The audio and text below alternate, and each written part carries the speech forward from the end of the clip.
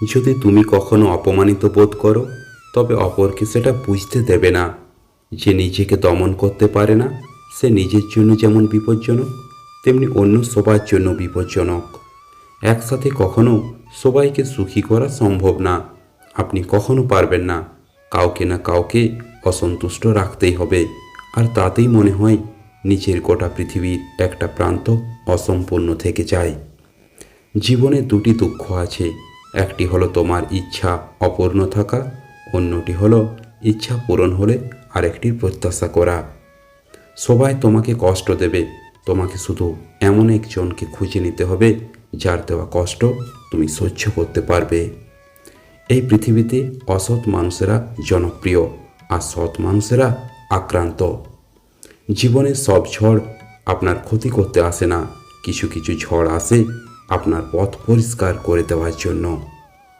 দোষ করে শাস্তি পেলে যতটা না মন খারাপ লাগে, তার চেয়ে হাজার গুণে খারাপ লাগে যখন কেউ দোষ না করেও শাস্তি পায়। আমাদের চোখটি তারাই খুলে দেয় যাদের উপর আমরা অন্ধের মতো বিশ্বাস করি। জীবনটা কেন এমন? যার আছে তার সব আছে, যার নেই তার কিছুই নেই। যে পায় সে সব পায়, আর যে পায় না সে কিছুই পায় না। কিছু স্বপ্ন যা কখনো সত্যি হয় না, কিছু আশা যা কখনো পূরণ হয় না, কিছু কথা যা কখনো বলা যায় না, কিছু মুহূর্ত যা কখনো ভোলা যায় না। ঘুমন্ত অবস্থায় তৈরি হওয়া কোনো স্বপ্ন যদি ভেঙে যায়, তাহলে তেমন কিছুই হয় না। কিন্তু মানুষ জেগে থেকে যে স্বপ্ন সাজায়, তা ভেঙে গেলে জীবনটাই নষ্ট হয়ে যায়। লোকের চোখে খারাপ হতে গেলে খারাপ কাজ করার দরকার নেই। উচিত কথা বললেই তুমি মানুষের চোখে খারাপ হয়ে যাবে। জীবনে একমাত্র সেই সুখী হয় যে সমস্ত পরিস্থিতিতে নিজেকে মানিয়ে নিতে জানে। আপনার সন্তানকে 5 বছর পর্যন্ত খুব ভালোবাসুন, 6 থেকে 15 বছর পর্যন্ত কঠোর শাসন করুন এবং সংস্কার শেখান। 16 বছর বয়স থেকে তার সাথে বন্ধুত্ব করুন। আপনার সন্তান পৃথিবীর শ্রেষ্ঠ সন্তান হবে। 4 ধরনের মানুষ জীবনে কখনো সুখী হতে পারে না। 1.